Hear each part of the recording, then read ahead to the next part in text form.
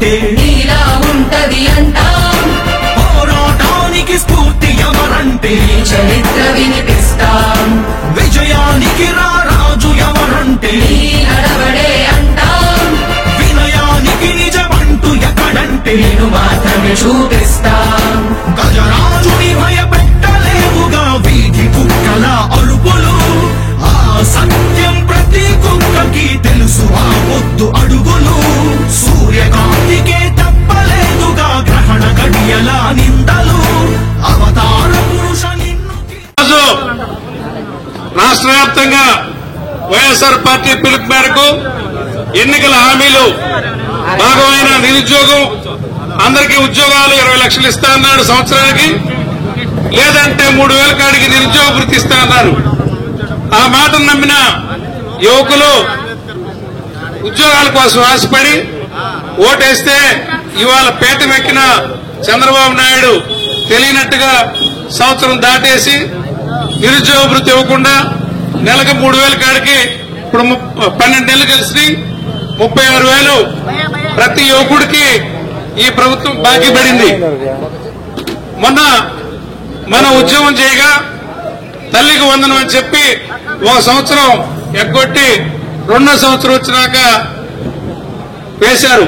ఒక పథకం మనం ఒత్తిడి తీసుకొచ్చినందువల్ల జగన్మోహన్ రెడ్డి గారి చదువు వలన తల్లులకి 1 సంవత్సరానికన్నా మేలు జరిగింది.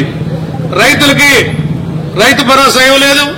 20,000 ప్రతి రైతుకి కేంద్ర ప్రభుత్వం ఇచ్చే 6,000 కాకుండా 20,000 ఇస్తా అన్నాడు, అది ఇవ్వలేదు.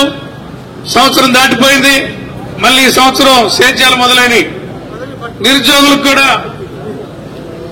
నిరుద్యోగులకి ఈ విధంగా ఈరోజు విద్యార్థి యువకులు రాష్ట్ర వ్యాప్తంగా చేస్తున్న ఈ కార్యక్రమంలో భాగంగా మనం కలెక్టర్ ఆఫీస్కి వెళ్లి శాంతియుతంగా రిప్రజెంటేషన్ ఇచ్చి, అయ్యా ప్రభుత్వం ఈ విధంగా చెప్పింది, మీరు మాట ప్రకారంగా మాకు డబ్బులు ఇవ్వండి, నిరుద్యోగ వృత్తి చేయండి అని అడగడానికి వాళ్ళ పిలిపిస్తే మనందరినీ రోడ్ల మీదకి వెళ్తే ప్రదర్శనగా వెళ్తామని, ఈ ప్రదర్శన ఎందుకు జరుగుతుందో ప్రజలు గమనిస్తారని పోలీసులు అటు ఇటు నిర్బంధించి మళ్ళీ రోడ్లో బ్లాక్ చేశారు.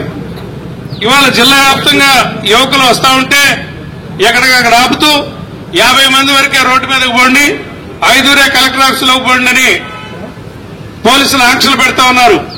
పోలీసులను అడ్డు పెట్టుకుని ఈ ప్రభుత్వం విషయాలను మభ్యపెట్టాలనుకుంటోంది, మోసం చేస్తా ఉంది.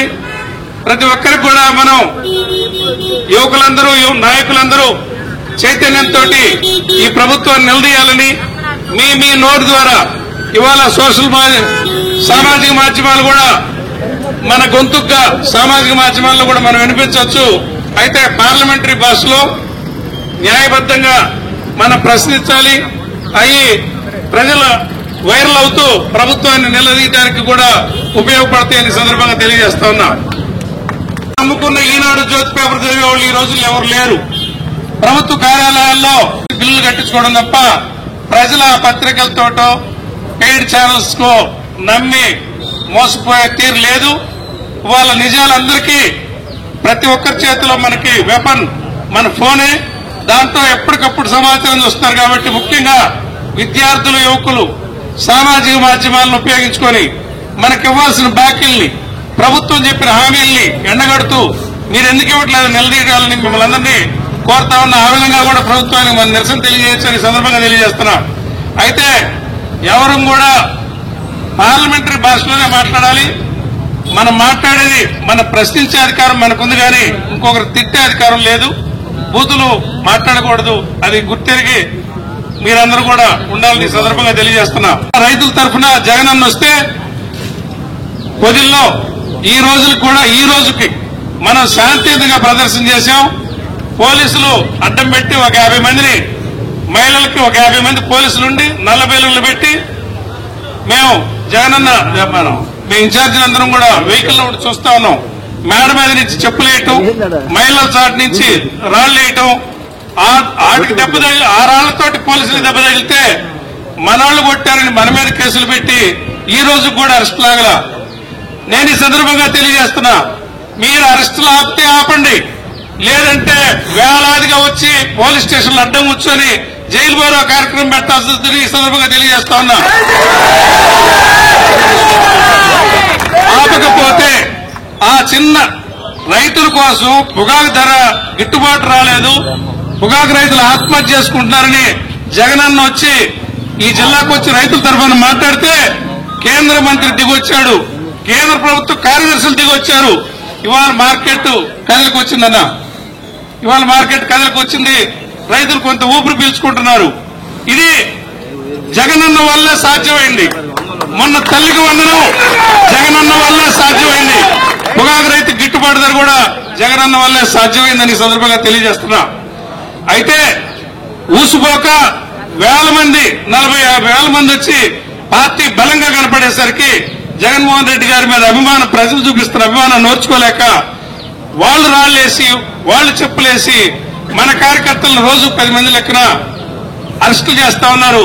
ఇది ఆపకపోతే అన్ని కానిస్టేబుల్స్ నుంచి వెళ్లి ప్రతి పోలీస్ స్టేషన్ లో మనం కూర్చొని మనం అందరం జైలు పోదాం. సోదరులారా, ఎంతమందిని జైల్లో పెట్టుకుంటారో మనం తేల్చుకుందాం. మొన్న మన్నం శ్రీధర్ వాళ్ళని జైల్లో ఉన్న వాళ్ళు మేము బలగడానికి పోతే ఆ జైలు కెపాసిటీ 200 అనుకుంటా. ఒంగోలు 220 మంది ఉన్నారు. ఇప్పటికే 170 మంది 180 మంది మన పార్టీ వాళ్ళేనట వృధాగా పెట్టిన వాళ్ళు. ఒక 40 మంది 30 మంది క్రైమ్ చేసిన వాళ్ళు అయితే మిగతా వాళ్ళందరూ మన పార్టీ కార్యకర్తలు అంట జైల్లో మొక్కుతుంది. ఇంకా జైలు ఈ రకంగా ఉంటే వాళ్ళు మన స్కూళ్లు కట్టాం, సచివాలయాలు కట్టాం, హాస్పిటల్స్ కట్టాం, పోర్టులు కట్టాం, మెడికల్ కాలేజీలు కట్టాం. అభివృద్ధి అది కాదు, అదంతా అభివృద్ధి కాదు. చిల్లుబడిన రోడ్డుకి ఎత్తానంటే ఇల్లు మార్చిక అది అభివృద్ధి అంట. ఇవన్నీ కూడా జగన్మోహన్ రెడ్డి గారు టెండర్లు పిలిచాడు. వర్షాలు వచ్చి మన ఎలక్షన్ సమయంలో వర్షాలు వస్తే వాటి మెయింటైన్ చేయడానికి కష్టమైతే అవి చూపిస్తూ అక్కడక్కడ పడ్డ రోడ్డు బొక్కలు చూపిస్తూ ప్రభుత్వం అంటే అట్టుందంట, మనం కట్టిందంతా అభివృద్ధి కాదంట.